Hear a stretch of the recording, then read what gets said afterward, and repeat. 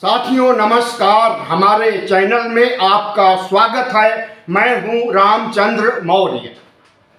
बिहार का चुनाव सिर्फ बिहार विधानसभा के लिए सदस्यों का चुनाव नहीं हो रहा, बल्कि यह देश के लिए, जी हां, केंद्र सरकार के लिए भी निर्णायक होगा।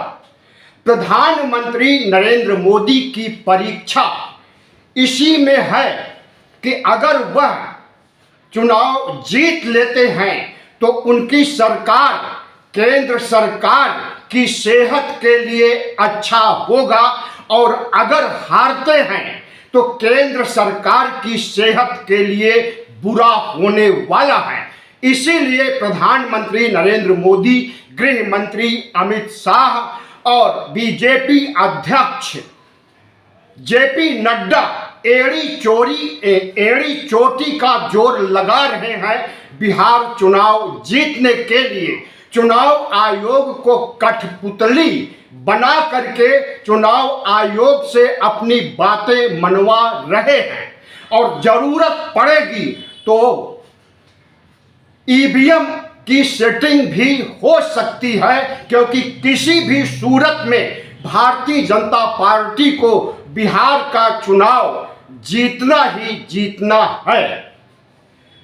राहुल गांधी के लिए भी यह चुनाव जीने और मरने का प्रश्न बना हुआ है।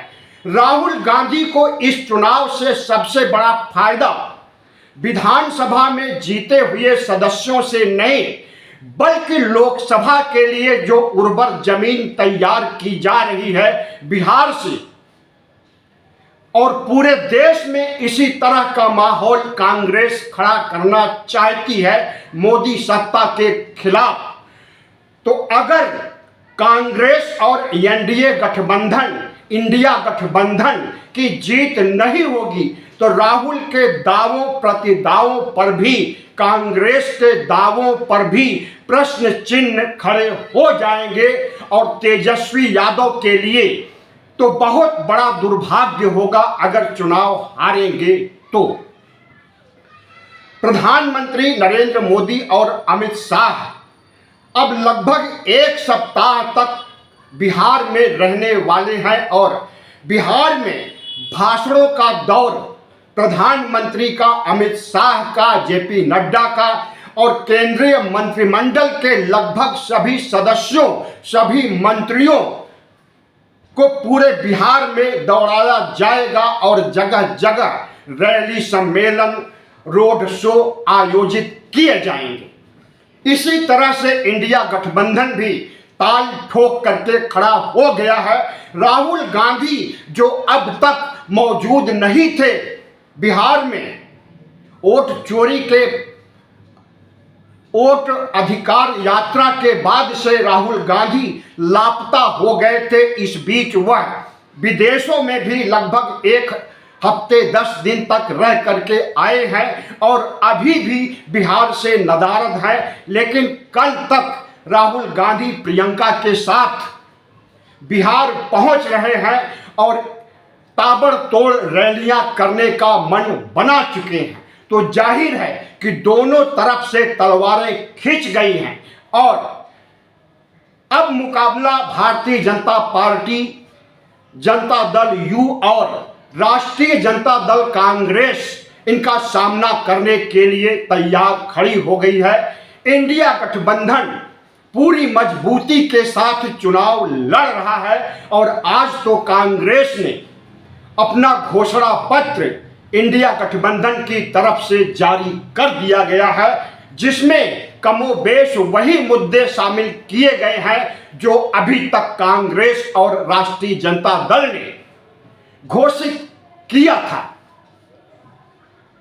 अभी तक प्रधानमंत्री नरेंद्र मोदी की तरफ से बिहार का मुख्यमंत्री का चेहरा कौन होगा, इसकी घोषणा नहीं की गई है, और घोषणा पत्र की तो बात ही दूर, घोषणा पत्र आएगा भी या नहीं आएगा कुछ नहीं कहा जा सकता है, क्योंकि एनडीए गठबंधन में एक तरह से भगदड़ और फूट की ऐसी स्थिति हो गई है, जिससे बीच चुनाव में एनडीए गठबंधन बैकफुट पर दिखाई दे रहा है।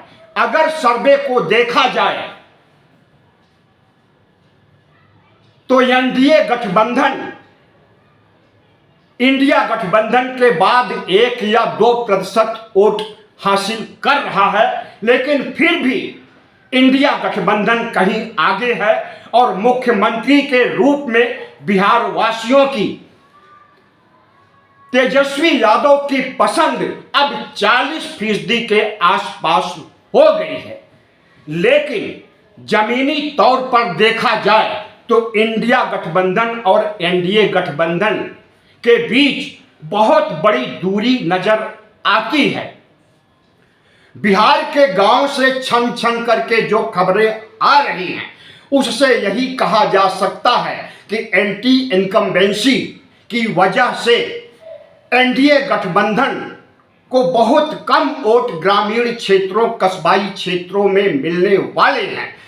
प्रधानमंत्री नरेंद्र मोदी और नीतीश कुमार ने जो 10-10 हजार 1 करोड़ महिलाओं के खाते में देने का काम किया था, तो उसे तेजस्वी यादव ने बहुत पहले ही हर घर नौकरी देने का की बात कह करके काट दिया है। प्रधानमंत्री नरेंद्र मोदी के शुरू से जितने मुद्दे थे उसमें कोई भी मुद्दा कारगर साबित नहीं हो सका। याद कीजिए 22 अप्रैल 2025 को पहलगाम हत्याकांड होता है, 26 निर्दोष मारे जाते हैं, 26 महिलाएं विधवा होती हैं। धर्म के आधार पर धर्म को पूछ करके गोलियां मारी गई थी और उसके दूसरे दिन 24 अप्रैल को प्रधानमंत्री नरेंद्र मोदी पहलगाम नहीं जाते हैं बल्कि बिहार दौरा करते हैं और ऑपरेशन सिंदूर को एक बड़ा मुद्दा बनाने की कोशिश करते हैं।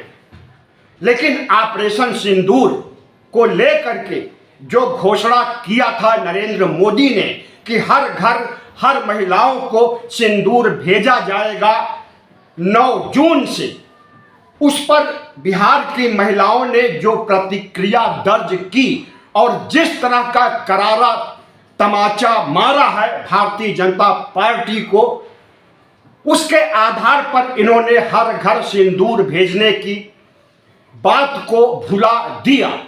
उसके बाद जो भी मुद्दा बनाना चाहे नरेंद्र मोदी, कोई भी मुद्दा नहीं चला। मां की गाली से बिहार ठप कराने, बिहार बंद कराने की घोषणा की गई, लेकिन इससे भी भारतीय जनता पार्टी को फायदा होने के बजाय नुकसान हुआ। इसी तरह से प्रधानमंत्री नरेंद्र मोदी जितनी भी रैलियां आज तक किए हैं उसमें भीड़ कम इकट्ठा होती है और जो भीड़ होती है वह खरीद करके लाई जाती है। पैसों के आधार पर गाड़ियों में, रेलगाड़ियों में, बसों में भर करके किराए के दर्शक इकट्ठा किए जाते हैं, श्रोता इकट्ठा किया जाते हैं।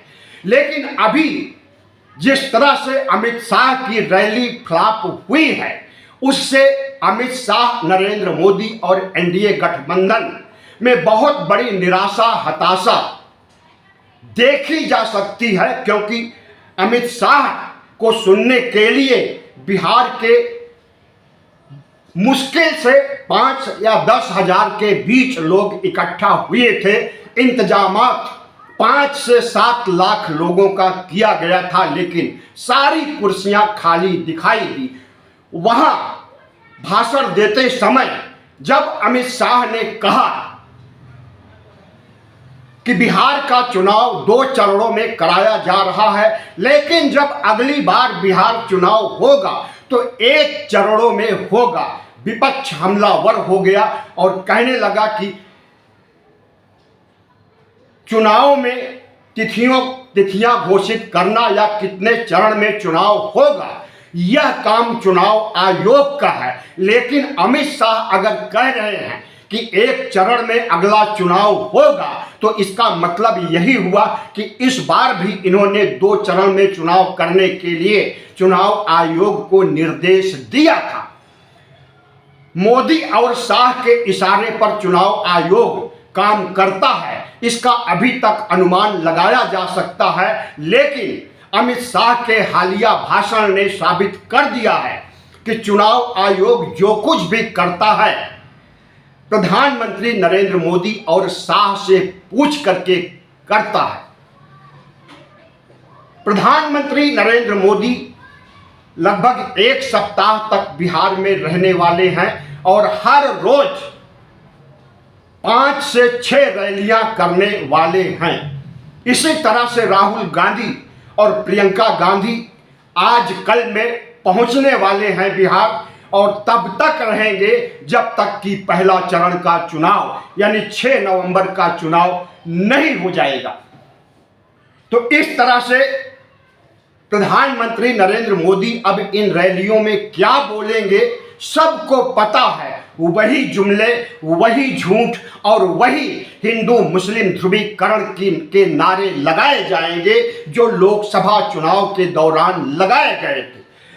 चुनाव आयोग प्रधानमंत्री नरेंद्र मोदी के भाषणों पर रोक नहीं लगाता है, जबकि प्रधानमंत्री का हर भाषण चुनाव आचार संहिता का उल्लंघन करते हैं। और चुनाव आचार संहिता के उल्लंघन का मतलब कि संविधान का उल्लंघन नरेंद्र मोदी चुनाव के दौरान उस समय करते हैं जब हिंदू मुस्लिम ध्रुवीकरण के लिए हिंदुओं का 80% एक मुश्त वोट पाने के लिए बिहार के 18% मुसलमानों को ऐसी ऐसी बातें कहेंगे, ऐसी ऐसी गालियां देंगे, घुसपैठिया भी कहेंगे, ज्यादा बच्चे पैदा करने वाला भी कहेंगे, आतंकवादी भी कहेंगे और उन्हें उनकी ड्रेस से पहचानने की बातें भी करेंगे। गिरिराज सिंह जो भारतीय जनता पार्टी के केंद्रीय मंत्रिमंडल के सदस्य हैं, मंत्री हैं, उन्होंने तो शुरुआत कर भी दिया है जब वह एक भाषण के दौरान मुसलमानों को नमक हराम कहते हैं। इसी तरह से भारतीय जनता पार्टी के अन्य नेता भी मुसलमानों पर निशाना साध रहे हैं और हारती हुई बाजी को जीतने के लिए पूरी कोशिश कर रहे हैं। लेकिन सर्वे के अनुसार और जमीनी स्तर पर महसूस करने के आधार जनता के बीच जाकर महसूस करना कि किसका पलड़ा भारी है। अगर इसे देखा जाए तो इंडिया गठबंधन की जीत सुनिश्चित है, लेकिन अगर सर्वे को देखा जाए तब भी इंडिया गठबंधन को बढ़त बनाए हुए है। लेकिन प्रधानमंत्री नरेंद्र मोदी रातों रात ऐसा चमत्कार कर सकते हैं, इनकी पुरानी फितरत है कि चुनावी समीकरण बदल सकता है। जी हां, अगर चुनावी समीकरण नहीं बदल पाएंगे और 14 नवंबर को जब वोटिंग पूरा होने के बाद मतगणना शुरू होगी तो उस समय अगर एनडीए गठबंधन और भारतीय जनता पार्टी की हार जनता दल यू की हार होने लगेगी तो उसी समय से चाणक्य बुद्धि अमित शाह की काम करना शुरू कर देगी। और अगर 2-4 सीटों से इंडिया गठबंधन की जीत होती रहेगी तब भी अमित शाह ऐसे समीकरण बनाएंगे, ऐसा तोड़ फोड़ करेंगे, ऐसा ऑपरेशन लोटस चलाएंगे कि उनकी सरकार बन जाएगी। यह देख लीजिएगा 14 नवंबर या 14 नवंबर के 1-2 दिन बाद अगर एक बड़ा बहुमत लेकर के 122 की जगह 130, 135, कम से कम 130, 135 सीटें अगर इंडिया गठबंधन को नहीं मिलेगी तो सरकार तो एनडीए की या मोदी की या नीतीश कुमार की ही बनेगी।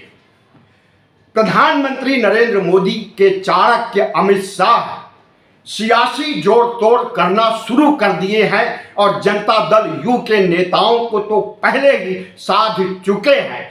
अब उनका निशाना राष्ट्रीय जनता दल और कांग्रेस को तोड़ने के लिए अभी से उनकी निगाहें सक्रिय हो गई हैं और उनके लोग राष्ट्रीय जनता दल से कांग्रेस के प्रतिनिधियों से मिल रहे हैं। जो चुनाव लड़ने जा रहे हैं वही लोग बता रहे हैं कि भारतीय जनता पार्टी के नेता और खुफिया तंत्र के लोग आकर के बड़ी बड़ी डींगे हाँक रहे हैं कि इतने करोड़ देंगे, हमारी तरफ आ जाइएगा चुनाव के बाद। तो यह सब शुरू हो गया है और पैसे बांटने का खेला तो महिलाओं के खाते में 10-10 हजार दिया ही जा चुका है, लेकिन अब घर घर 2000, 3000, 4000, 5000 का लिफाफा भारतीय जनता पार्टी और जदयू की ओर से भेजा जा रहा। साड़ियां और कंबल बांटे जा रहे हैं। तो प्रधानमंत्री नरेंद्र मोदी बिहार के चुनाव को जीतने के लिए कुछ भी कर सकते हैं। अनैतिक काम से भी, अनैतिक काम करके भी मतदाताओं को पटा सकते हैं और उनका जनादेश अपने पक्ष में भुना सकते हैं।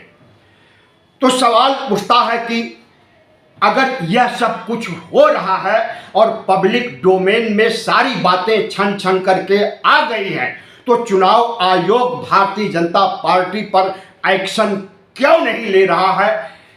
क्यों लिफाफे बांटे जा रहे हैं गांव गांव में, कस्बे कस्बे में, घर घर में, और इसके खिलाफ चुनाव आयोग कोई कार्रवाई नहीं कर रहा है बीजेपी और जनता दल यू के खिलाफ? जाहिर है कि चुनाव आयोग एक कठपुतली है जो नरेंद्र मोदी और शाह के इशारे पर नाचता है। वह तो खुद एसआईआर को इस तरह से डिजाइन किया है कि सुप्रीम कोर्ट भी एसआईआर को पूरी तरह से साफ सुथरा नहीं कर सका है और अभी 4 नवंबर को फिर से सुप्रीम कोर्ट में सुनवाई है और उस समय भी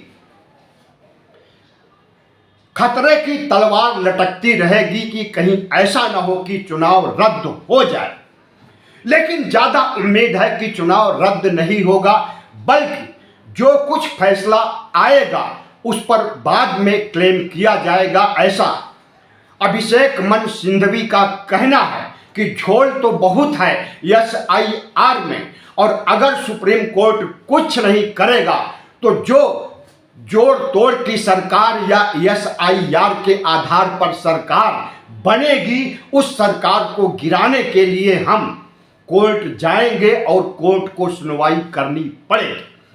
तो साथियों, ये रहा बिहार चुनाव का ताजा अपडेट। और हमारे चैनल को अगर वीडियो अच्छा लगा हो तो चैनल को सब्सक्राइब कर लीजिए, लाइक कीजिए और बड़े पैमाने पर शेयर कीजिए। धन्यवाद।